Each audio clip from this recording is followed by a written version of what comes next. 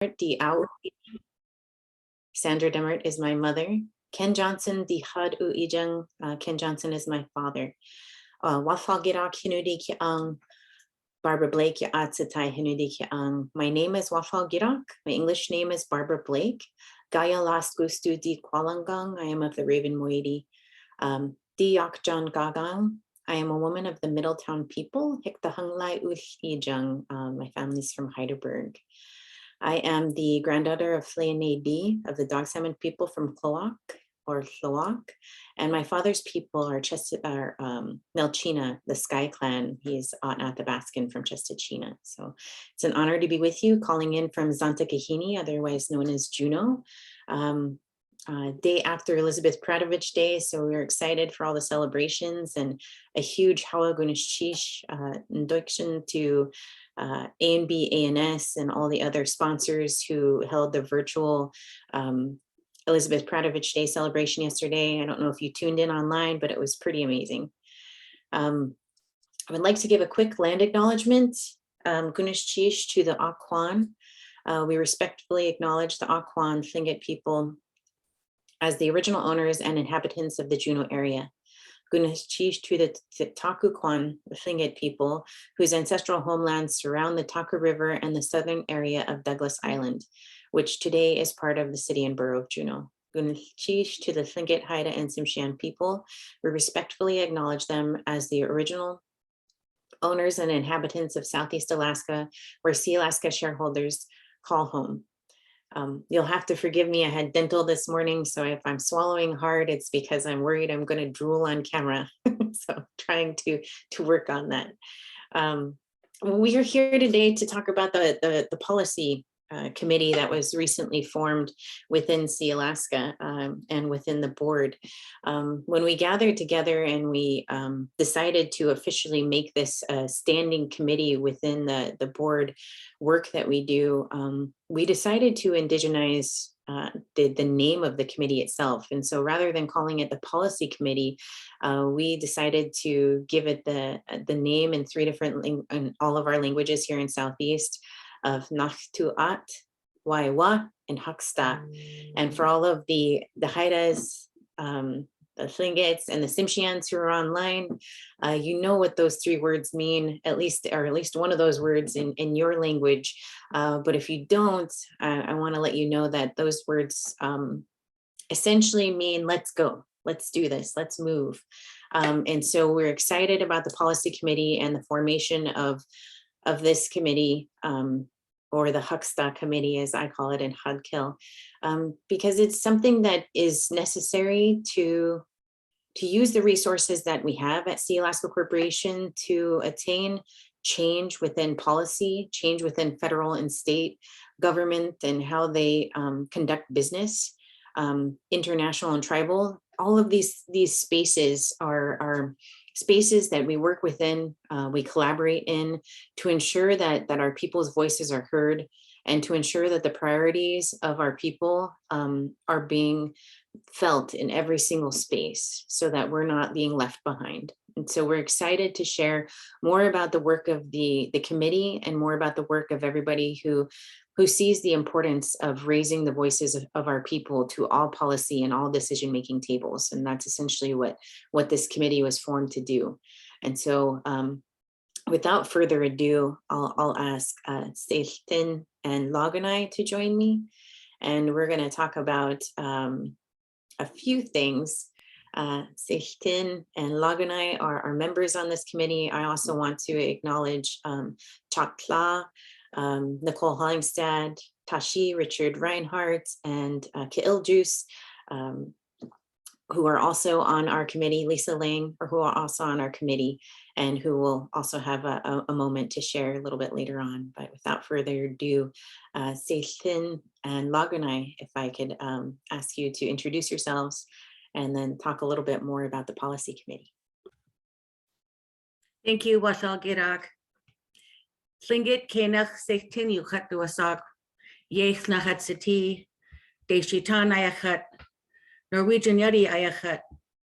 My name is Jody Mitchell, and my Tlingit name is Jaylene. My family comes from Angoon and Cake. I was born and raised in Juneau, and I still live there today. My grandparents were the late Ronald and Elsie John Sr., and my mom was the late Eleanor John David, a strong advocate for shareholder rights. My dad is Dennis Ames, and he was a purse seiner in Southeast Alaska for many years. He fished on a boat called the Talia. Maybe some of you who are listening today might remember him. He's still alive and he's doing well. And with that, I will let Lakwanai introduce herself. Kukesh, Hawa. Sangaitla, everyone. So glad that you can join us today. Nun Kwaigai Gitkianan Sinudi Nan Kiagan. Mona Jackson was my grandmother from Haida Gwaii and Hiktahunlai. Some of you know it as Heidelberg, and made her home here in our village of Kich. Ganahake Kinudi Chan Kiagan. Ganahake was my grandfather. Tommy Jackson Sr. Hatlangadas, he was Tlingit. He was Sagwadi Kilawale. And he, of course, was from here at home in Kich.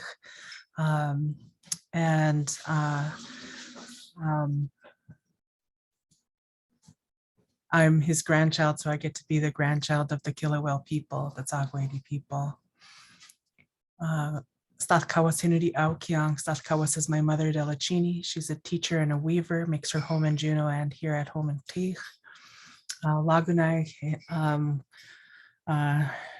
Hadkildikiang. Hinudikiang is my, getting that all mixed up there, is my Haida name, Lagunai. Gatsakas Gustidikwa I'm Eagle, Chichgitne Hinu Uda Ijang. I'm a Chichgitne woman and our crest is the hummingbird. And I'm so excited that we get to share with you today about the work of the policy committee. Hauksta. Ladies. So if you wouldn't mind just talking a little bit more about the policy committee, how do you feel about it? How do you feel about this Nachtuat committee? I'll jump in and start. I'm super excited that we have the committee.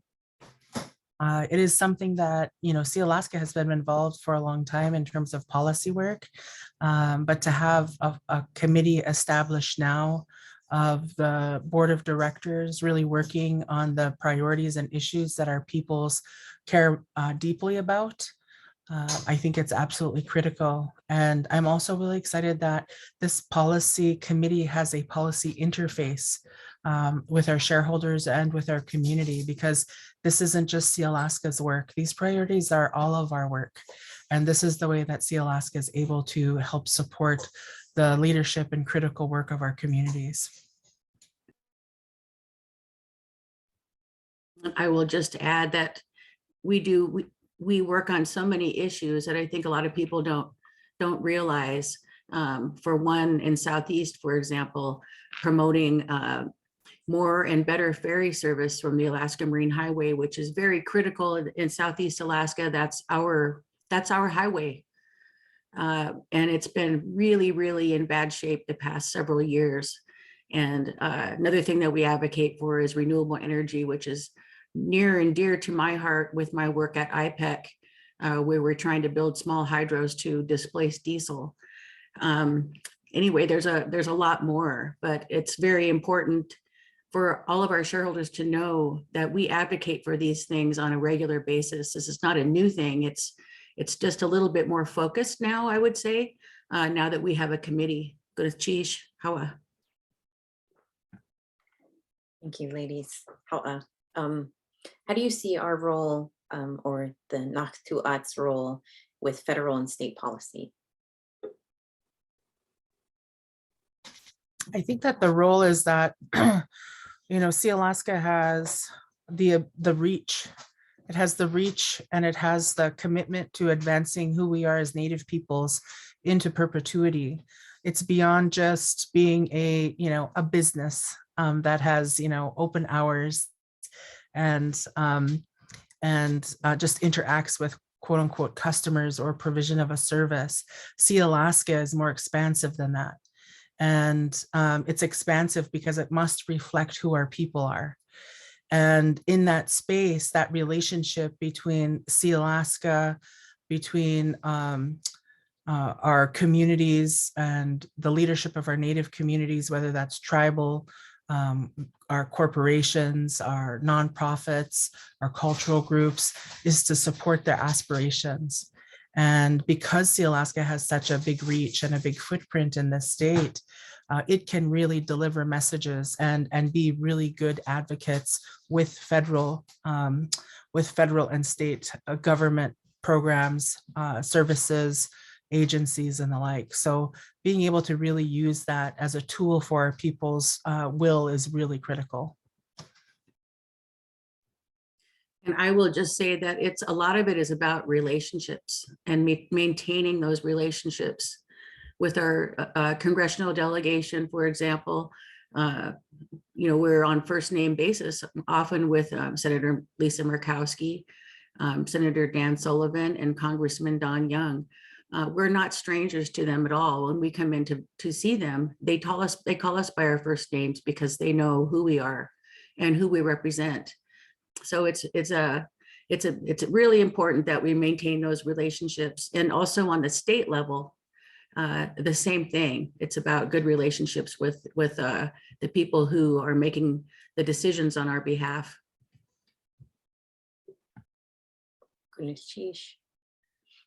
If you could talk a little bit about the goals that we've prioritized for this year, and maybe select just one that you want to highlight and talk about a little more in depth.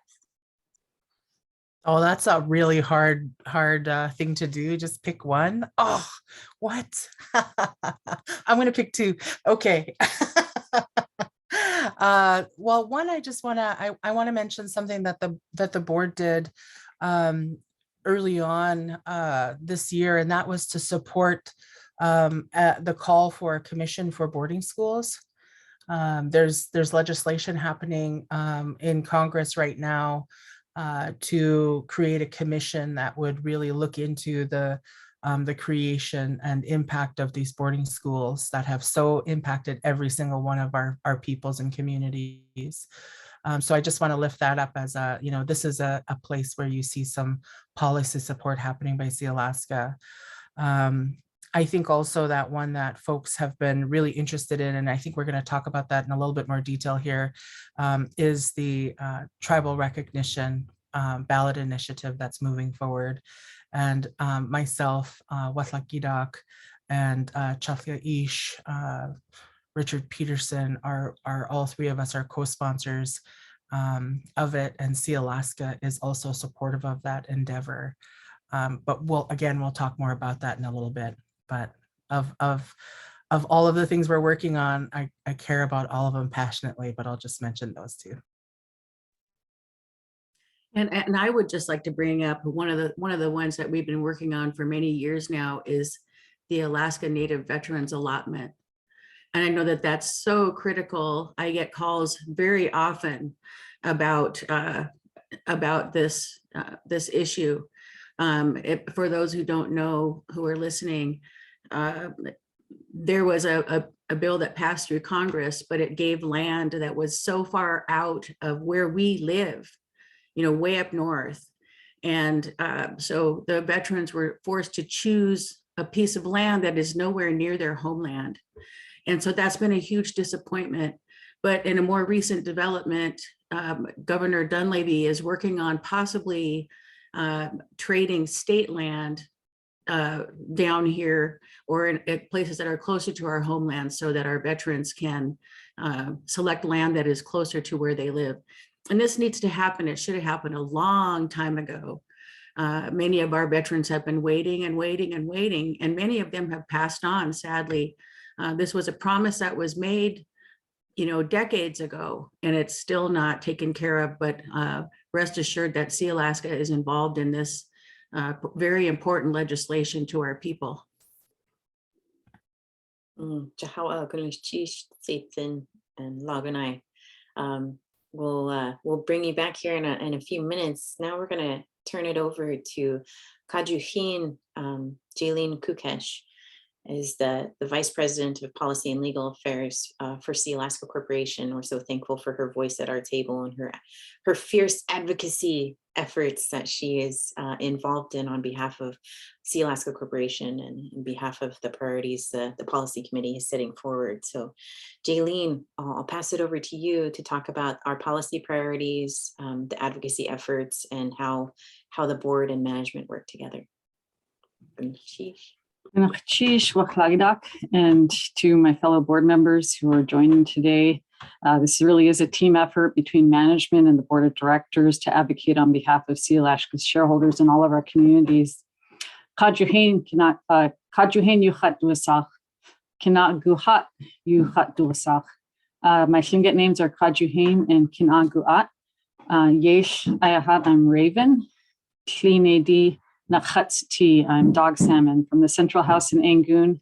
Tekwedi Yedi Ayachat, I'm a child of the brown bear. My father was the late Albert Kukesh, and my mom Sally Kukesh, and Koyakan Athabaskan Dutchkan.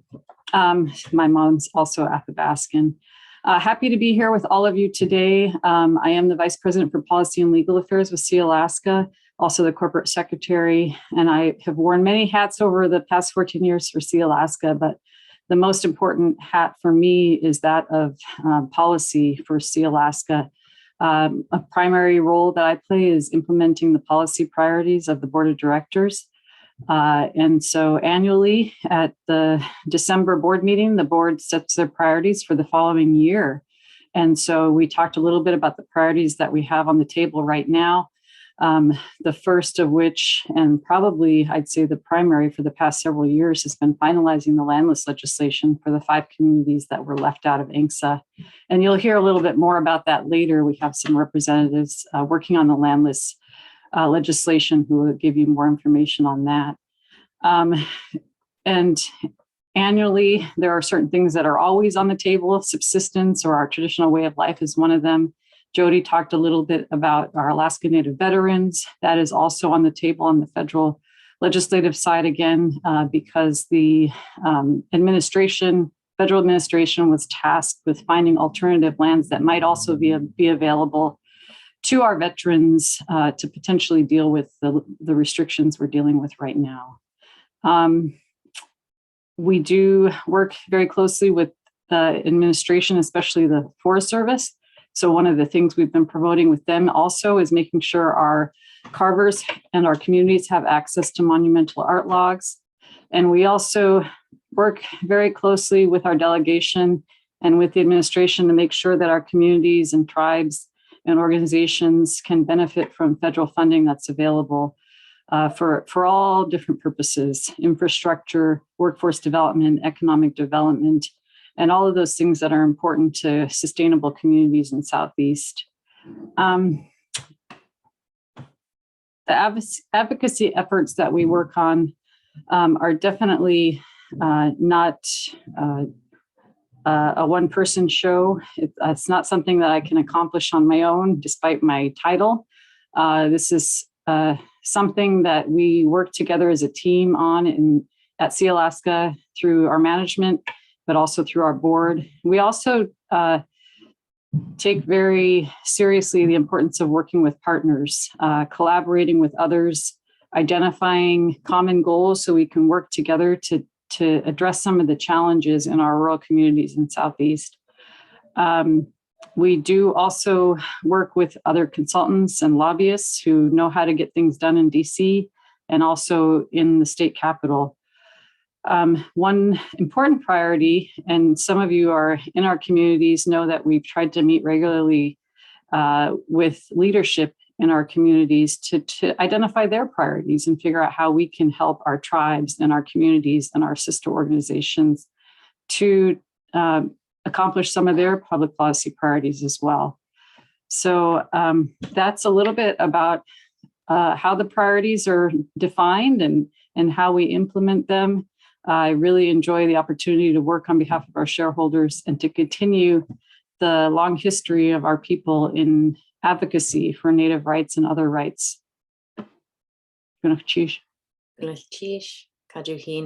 It's so exciting that yourself, other management, that our board have their feelers in so many different pools of work that we can bring the concerns, the policy topics that are that have potential to harm our communities into these spaces to work on advocacy strategies together. So exciting to move this forward with you. Kukesh, for your words. Going to ask Laganai to come back in, and we're going to talk a little bit about the Tribal Recognition Ballot Initiative. And so Laganai, do you want to start us off? Yeah, sure. I'd love to. So I hope many of you here in Alaska have had a chance to see and hear about it, and perhaps even sign the petition. But for those of you who are living outside of Alaska too, we definitely need your support and encouragement. This is a big effort. As many of you know, for decades now, our tribal leadership has pointed out and called for a better relationship with the state government of Alaska, and have called for a government-to-government relationship built on respect that can endure administrative and legislative changes and changeover. And there's been many efforts in the state legislature to make this happen over a couple decades now, and different attempts by different people to try to figure out a way to resolve this ongoing issue. And most recently, Representative Tiffany Zelkuski from the YK Delta region of the state put forward House Bill 123, which is essentially a recognition of the tribes and a pathway for a government-to-government relationship. So conversations and difficult dialogues and work together can be done through a forum that is sustainable and lasts, and so that some of the innovations of our Native people, our best practices for thousands of years being on our homelands here, can actually help inform and shape different policy decisions that may impact our peoples for the better, as well as all Alaskans. So it's a critical step, this legislation. However, it failed to pass in the last session. It passed the House, but didn't get scheduled for anything on the Senate side. And as we thought about how we could make sure that there's essentially a fail-safe, you know, if the legislature doesn't have the will to pass this bill, we want to ask our fellow Alaskan citizens to make it happen through this ballot initiative. And so with that, I'll turn it over to Wáahlaal Gíidaak, and she can pick up from there. Yeah, it's a great opportunity. Right now, the state Senate is looking to pass this, and they're excited to pass it. And there's some momentum built, and you can probably guess why there's momentum built. But if you are in one of the communities here in Alaska, and you have the opportunity, if you wouldn't mind just writing a quick email, making a quick phone call to your state legislator, to your senator, and letting them know that this is important, that HB 123 needs to pass the Senate, needs to go through. We're excited to hear from various levels of the government that this is something that they've put high on their priority list. And so we'd like to see it pass that route. You know, it's important that the state of Alaska recognize who we are, recognize that our Native people, our communities had these sophisticated, beautiful forms of government that predated any statehood, that predated any state of Alaska government, and that acknowledged that we have a care that runs 10,000 years deep for our communities and for the people of this place. And so this is just one opportunity for us to work better. How do they say that? Work smarter, not harder, so that we can work towards more additional care for each and every community. Localized care, as we know, our state of Alaska is very fond of, and really having the opportunity to come to the same table, work together, instead of consistently being at odds with one another and having to fight in a court of law over whether or not we're going to be recognized one day or the next. Lagunay. Yeah, one of the other things that I think is critical to understand is why the corporation supports this. As Wáahlaal Gíidaak was just saying, it's so important for our governments to be able to talk to each other. And for too long, there has been this massive impediment between them, not only being able to talk to each other, but to sustain what that looks like over time. And it does impact the ability for our tribes to deliver programs and services better to our citizens. But it also impacts the state's ability to deliver its programs and services to its citizens. And they're the same citizens. And so this is an opportunity to really kind of 1 + 1 means 2 times the strength, 2 times the ability to get things better and right for our people.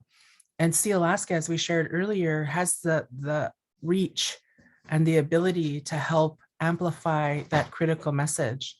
And our corporations, our tribes, when they work together, so much can get done for our people. And that's something that's really critical that Sealaska is committed to, as well as is supporting our tribes. And if there are, moments where we can learn more together and do better together, then we're always constantly seeking them, because this is how we can implement better the priorities of our communities and the priorities of our leadership in our communities, the people who are on the ground doing this work.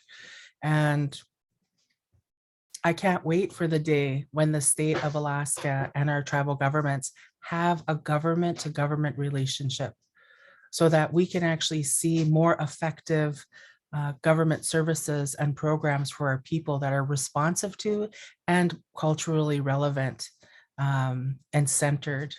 That's another really big component of this ballot initiative. And I saw here in the Facebook feed, folks down south are wondering how they can get involved. And that's an excellent question. Your state representatives are a little different than ours. If you're down in Seattle or you're down in Washington, Oregon, California, wherever you happen to be. I can say, though, that I know every single one of you has relatives back here in Alaska.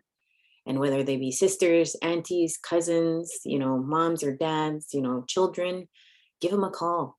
And maybe you have the capacity to do a little research and say you have an auntie who lives in Heidelberg, and you can figure out who her state senator is, and maybe give her the phone number or the email for that state senator and say, can you contact them and tell them to pass this? And so we all have relatives throughout the state, and particularly here in Southeast, Senator Stedman for majority of Southeast is our state representative.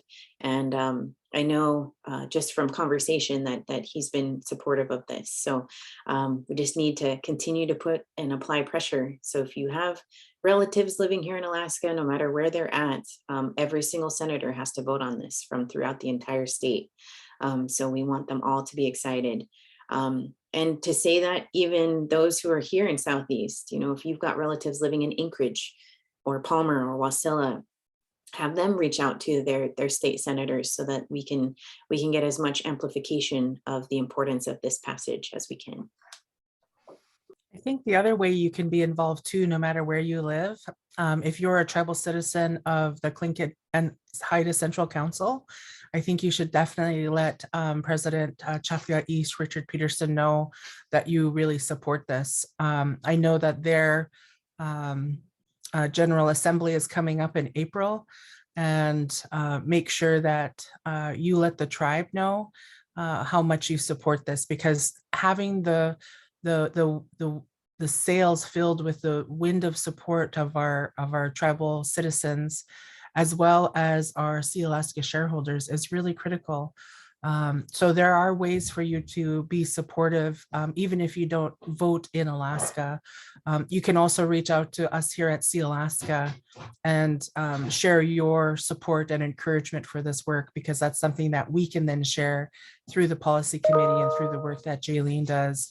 That this is really critical to so many of us. In terms of a process question, I would say that where we are now is we turned in over 56,000 signatures of registered voters in Alaska from every from every voting district from the last election.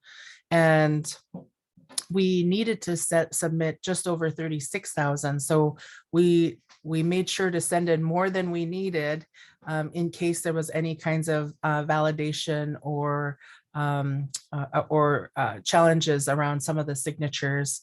And the Lieutenant Governor has 60 days to verify and check all those signatures, make sure they're registered voters in Alaska. And then and either he can issue like a certification of all the of signatures, or he might just run out of time. He has 60 days to complete it. And if we don't hear anything back from him in that time frame, then it moves forward. The other part of the process is that there is a House bill in the legislature. And so supporting that bill process is critical. And that bill needs to pass as close to its current form as possible, because when it does that, if it passes the Senate and then if the governor signs it into law, then the need for the ballot initiative will no longer exist, and it will fall off of the ballot.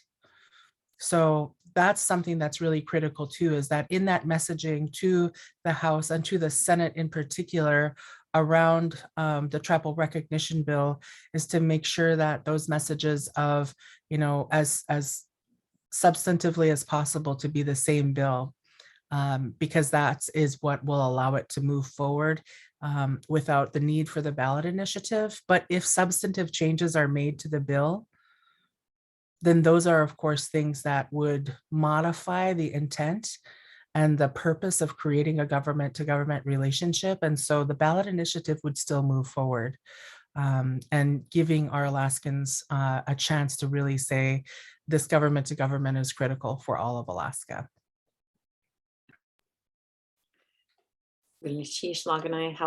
For that presentation, and we're excited to be able to provide that update to our shareholders and to folks who are listening and tuning in. We're going to move on to our Landless update.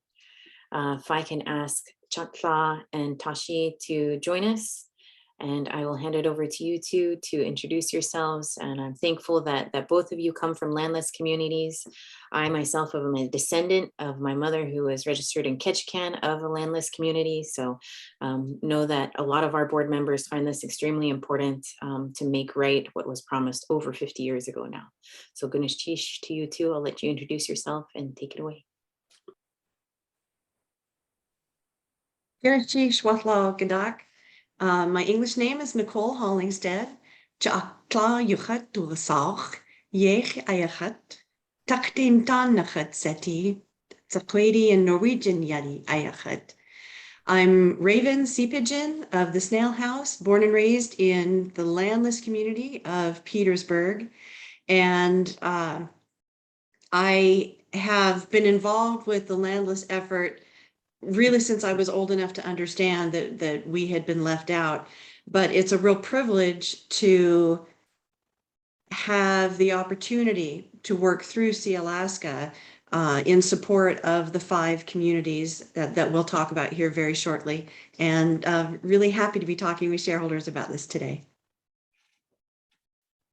Hello, shareholders. Tashi ahat tusak, Kiksadi ahat, Gagan hit ahat, Shakwan Hatseti. I am a landless shareholder from Wrangell, the Stikine Kwan. We have been doing this for a long time, and some people have asked about the legislation that we currently have. Our current legislation is with the 117th Congress, and that's important if you want to look it up. It's the 117th Congress. HR 3231 was introduced by Don Young in the House in May of last year, and S 3269, the Senate bill, was introduced by Lisa Murkowski and Dan Sullivan in November of last year. So those are the bills we can look up.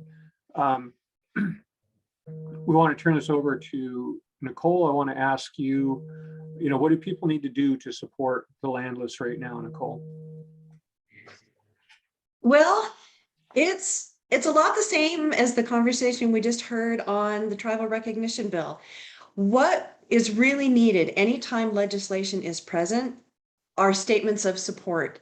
And there are a lot of ways that that can happen. And we'll talk about a few when we talk about some of the resources available to folks who support the landless. But that kind of support, it happens in so many ways. You can share social media posts, you can sign electronic petitions. There are easy ways to do that we're going to talk about in a second. But it comes back also to what Wáahlaal Gíidaak was saying about knowing legislation that might have an impact to your hometown, even if you're living outside of the state. If you know that there's legislation that supports one of the 5 landless communities, Petersburg, Wrangell, Tenakee Spring, Haines, and Ketchikan, if that's your hometown and you still have family there and you've got your aunties and uncles and cousins, if there's going to be a council meeting scheduled, let's say, in your home community, and you know that the landless is asking for folks to show up and support, maybe you can encourage family to do that. If you live in those communities and you're a shareholder and this is your community that is being discussed, please show up and give your vocal support. Those appearances, those statements, those emails, that gets tracked, and that support that we're able to then show our delegation, we have strong community support for this effort.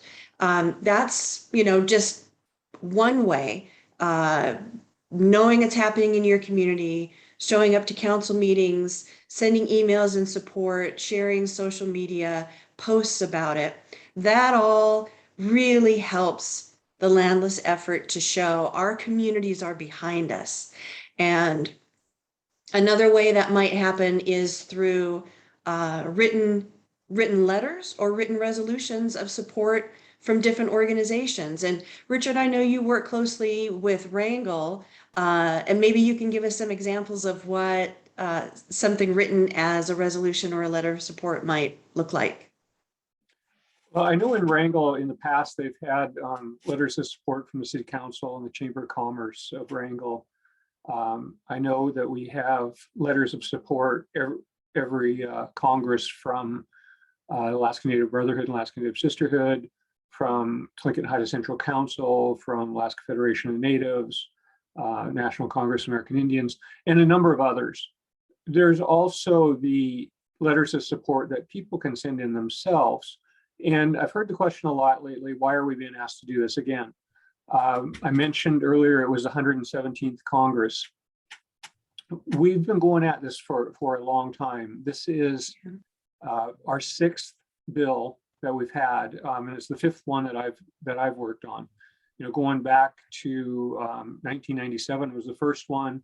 Then we've had them in 2009, 2015, 2017, 2020, and now the ones that were introduced last year.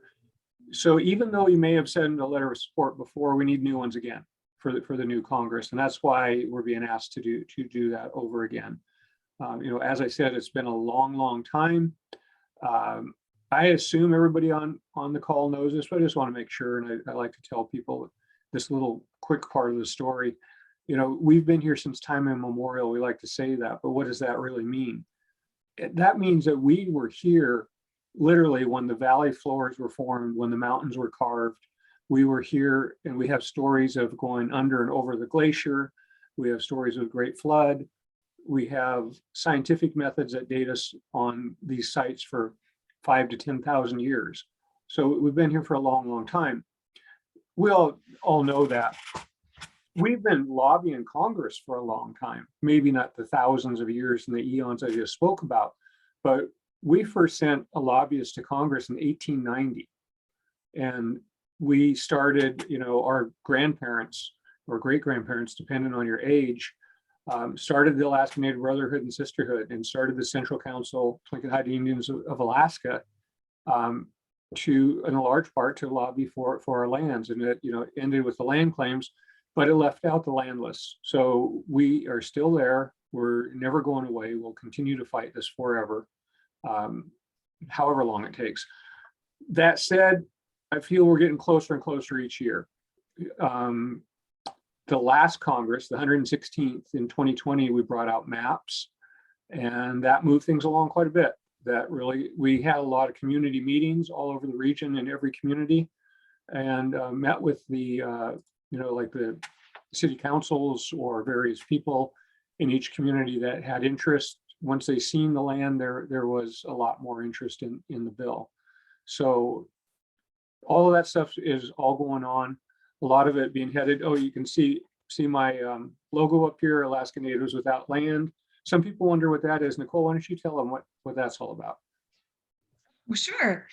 Alaska Natives Without Land it's an advocacy group that was formed many years ago, just specifically to bring the parties together to have a united message and a united front with our delegation in support of legislation. And some of the members of the advocacy group are, of course, the representatives from those 5 communities. And the representatives we'll talk about in just a minute. They act within certain nonprofit structures. And so we've got representatives from the communities, Sealaska, of course. We have legal and policy advisors. Cedar Communications Group helps with the outreach.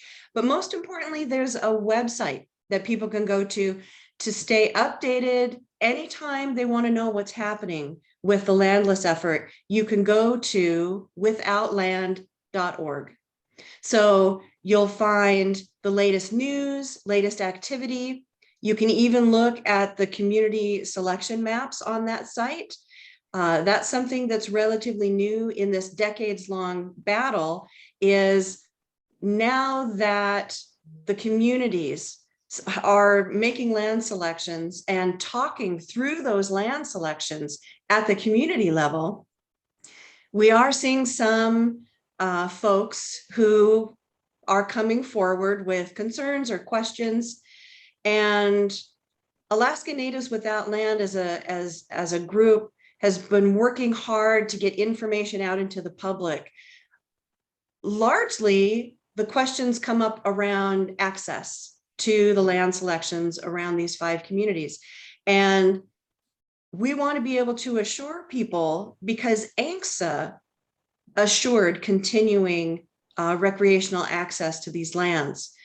The current legislation, you mentioned both the House and the Senate bill, that legislation includes additional assurances and language to continued access to these lands for recreational purposes, for the hiking and the fishing, hunting, berry picking, food harvesting.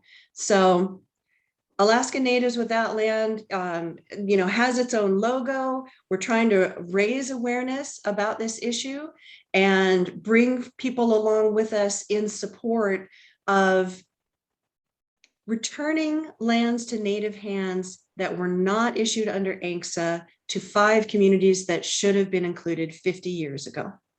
So withoutland.org, you can go check and just see where we are.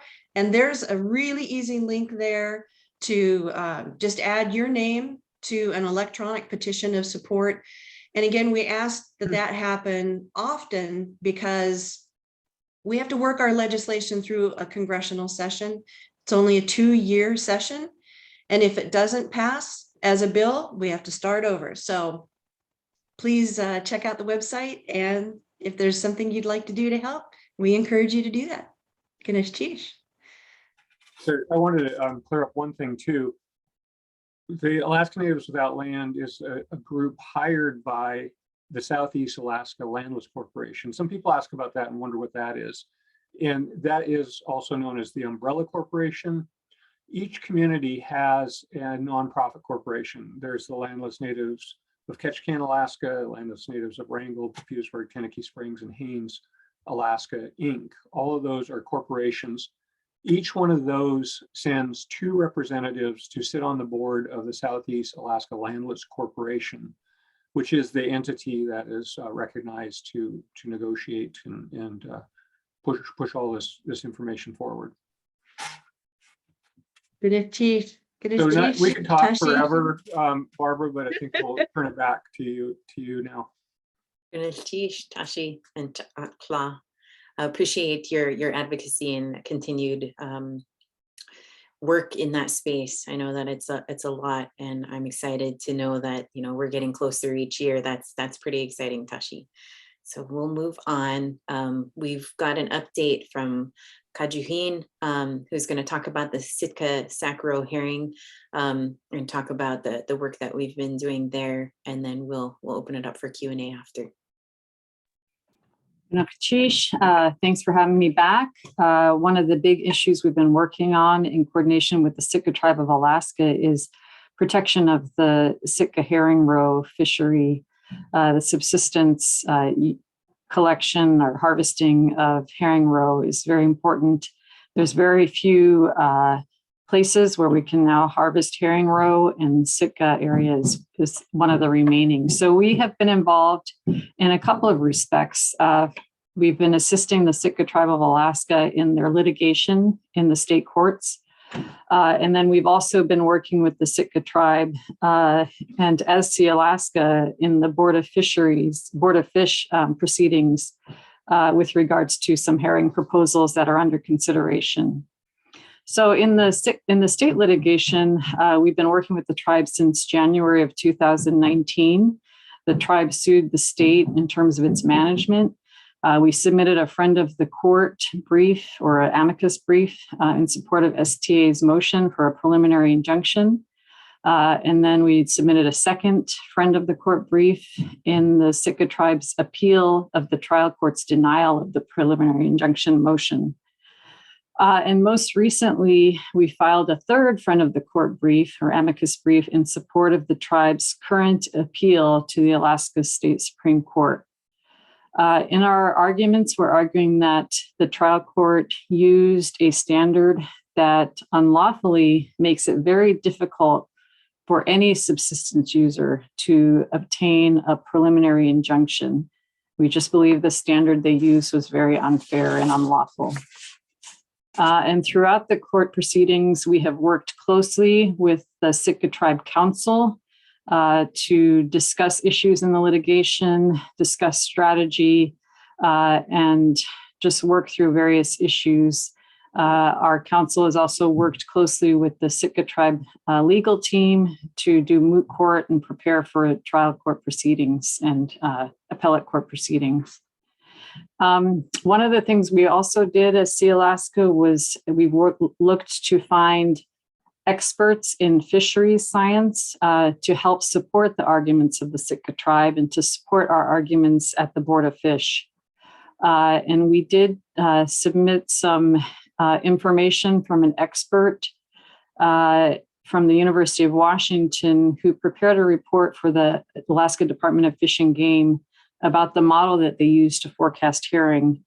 And we, through that expert report, argued that the model that they use is outdated and creates uncertainties.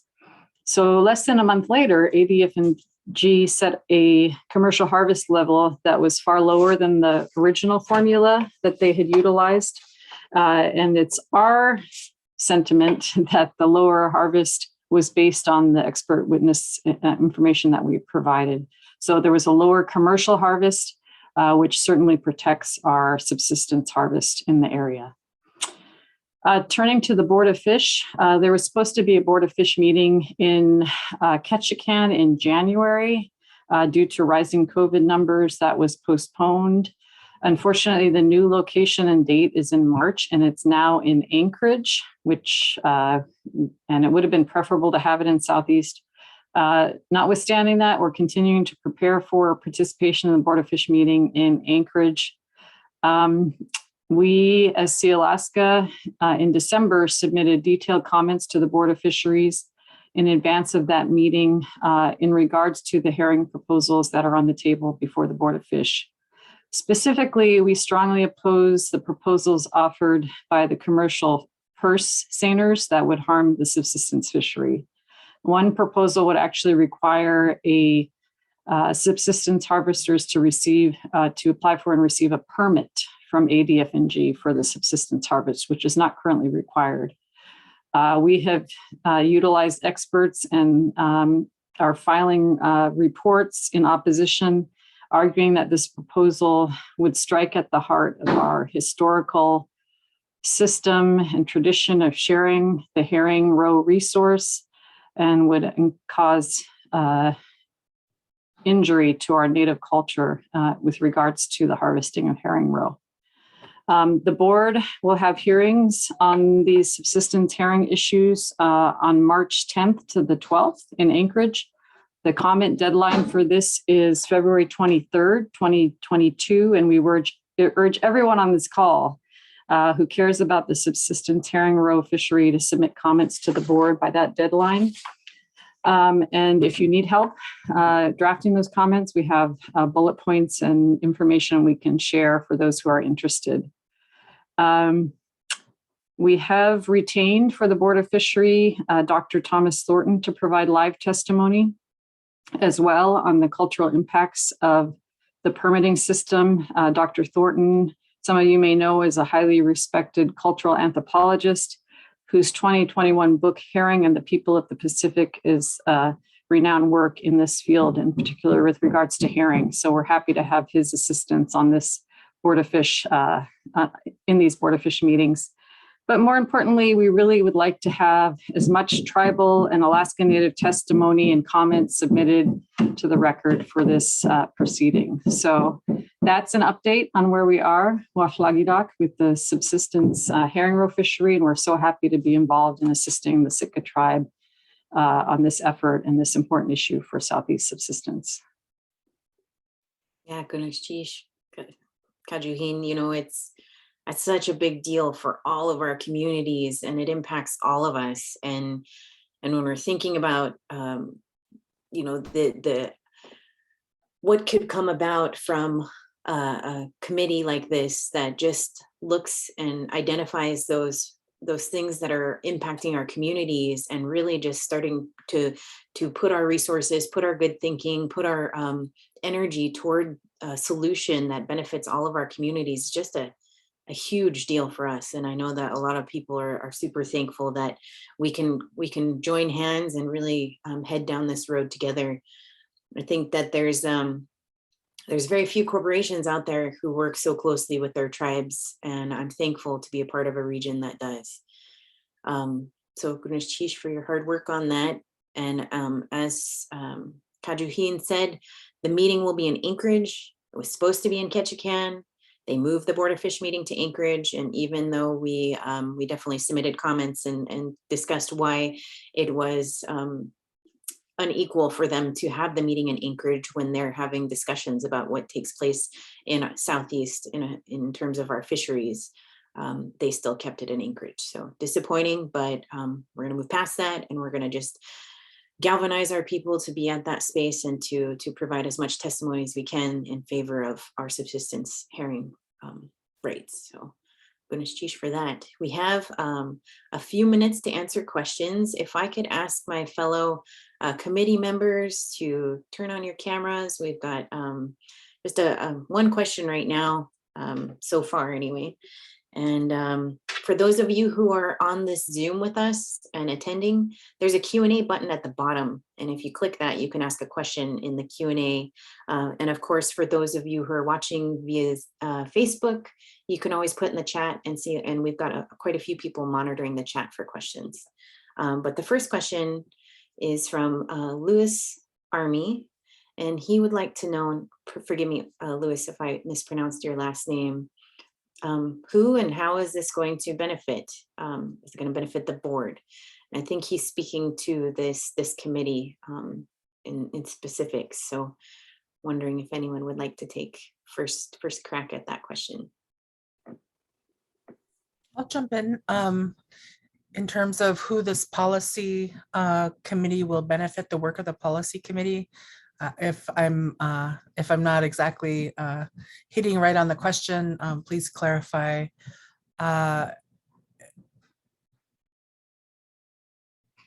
I believe strongly that the work of this committee is essential to the well-being of our people, because it hits on the priorities that so many of our shareholders have consistently through time been talking to Sealaska about. And also what we hear from our communities across Alaska, and for our shareholders who live outside of Alaska as well. All of these issues are holistically connected through us as Native people. And the corporation is a really powerful vehicle for helping to catalyze conversations that need to be held, as well as for bringing people together on areas and on issues that are really pertinent to perpetuating our ways of life and who we are as Native people. And so the work really reflects a policy agenda that aligns with what we've been hearing from our shareholders and from our communities. And so the beneficiaries of the work are all of our peoples. And specifically aligned to some of these things that we know really are about our well-being. When Jaylene was speaking about supporting the Sitka tribe of Alaska in its fight to protect herring, that's not just a kind of a self-centered fight. We're not just supporting them so that we can have access to herring eggs. We're supporting them because as a matter of stewardship, our relationship to the herring is central to all of our well-being. And most of the places across Southeast have been so heavily impacted by prior overfishing of herring that Sitka is kind of the last bastion. It's kind of the last place. And that relationship that we've been stewarding for thousands of years with the herring, our herring relatives, is critical. So these are some of the places that I guess will benefit from a unified and amplified voice for our people. And that's what I see this policy committee being about and for. Go ahead, Tashi, and then say it, Tim. Thank you. So for the landless, which is what I spoke about, I would benefit as a landless shareholder. Nicole would benefit as a landless shareholder. So it's true board members would benefit. However, there would also be approximately 1,000 shareholders out of Wrangell, 2,000 out of Ketchikan, and about 4,500 total that would benefit. And Sealaska as a whole, so all of our shareholders, or 23,000 shareholders, would benefit somewhat from more land going into Native ownership and whatever the subsurface rights are. It's really not about an individual benefit. It's about what's good for the whole, for everybody. So thank you. Chish. And I will just say,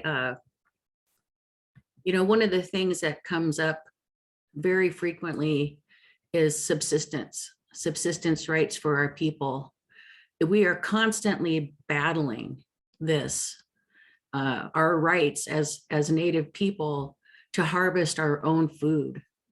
I mean, it's so basic and essential. Yet, how many times I would ask maybe Jaylene if she knows how many times the state has fought us and taken us to court on this issue. It's extremely important to our people, especially those who live in our small communities. They don't go to the store and buy chicken and beef. They live off the land. So this is extremely important for us. That's just one area I can think of. And if we're not going to do it, if Sealaska is not going to fight it, who is? Who is? I really believe that what we're doing here is what's best for our people. Of course, Sealaska's primary mission is to make money so that we can support all of these other efforts. And we're doing a good job at that as well. Chish.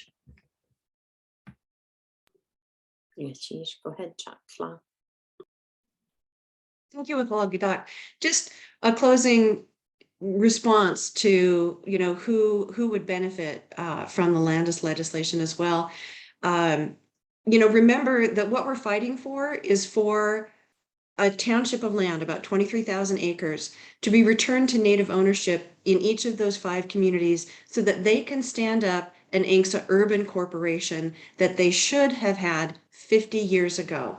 And we look at the benefit of those ANCSA corporations in our communities and the jobs they provide, the opportunities for those shareholders, scholarships, internships, employment opportunities, and even within the community, the benefit of having a stand-up business in your town, partnerships with the community, a tax base. You know, having that land in native ownership is a benefit not just to the shareholders who would then become shareholders in that urban corporation, but for the communities that would then have a new enterprise in town and new opportunities for economic development. Thank you, Wáahlaal Gíidaak. Yeah, we had Rebecca Haley ask if the Landless does finally pass. What happens next? When will things start moving? When will we have corporations? If or when it passes, there will likely be a time frame that is set for the land to transfer. It'll then transfer into those corporations that I referred to earlier that were nonprofit, and they will have boards of directors that will decide what they do with that land. Perhaps Jaylene could answer that a little bit better. Jaylene? Yes, there is a process under the Bureau of Land Management where they complete ANCSA conveyances. It requires a surveying process, and it does take time, but we'll certainly push for expeditious transfer of land since we've already waited 50 years for these 5 communities. The other important step would be enrollment of the landless shareholders into these corporations. And unfortunately, we can't just decide at Sealaska or from the 5 landless communities who's landless. There were already roles created when ANCSA first passed where shareholders enrolled in these 5 communities. So there is a BIA role that has the original enrollees for the landless and their descendants. So we would have to utilize that process. Hopefully it won't be too complicated, but we will have to start from there and make sure our shareholders are enrolled in these communities and that these corporations are stood up. And hopefully the legislation will also provide startup funding to allow this process to move smoothly. That brings up a good point. There's been a lot of questions on that. And fortunately, Sealaska, through our shareholder records, have tracked the original enrollees and then their descendants or those that they have gifted stock to. So that has been followed, and Sealaska does have that record. Glad someone was keeping track of things.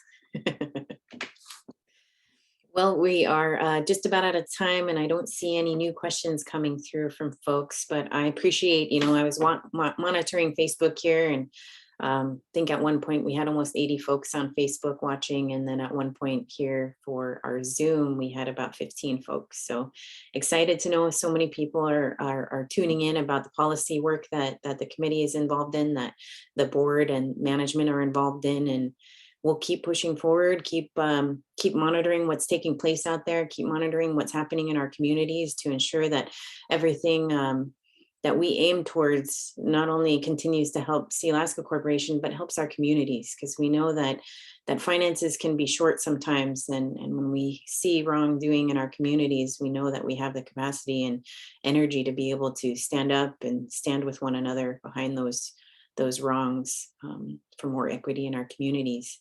And I want to say that eventually love to get to a point where we can hold a forum where we can sit down with one another and think through what we envision for the next 110,000 years for our communities and for our children, so that we can set the right priorities moving forward. And so that is definitely on the docket and something we hope to move forward.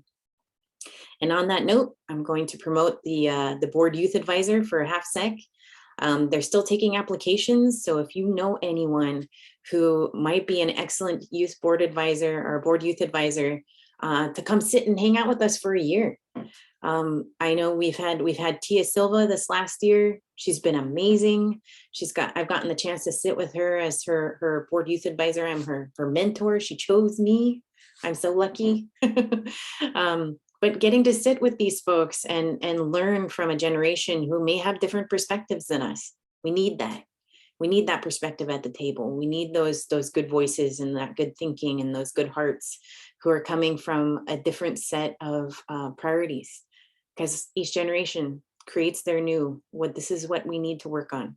And so if you know somebody who's just one of those amazing people with amazing thoughts and hearts and minds, like every single one of our youth out there, please encourage them to apply to be a board youth advisor, because we need their good thinking at our table. We'll hold a second policy forum. So watch out for an announcement. We're going to hold another one of these to have a conversation and talk a little bit more about our priorities moving forward. So Kukesh Chish Hawa Newsom for your attention and for joining us today. And thanks to my board members. Yeah, don't forget the scholarship deadline as well. And the internship deadlines are coming up if they haven't already passed. I'm not sure, but I know the scholarship one is coming up soon. Kukesh Chish. Good reminder. All right, take care, everyone.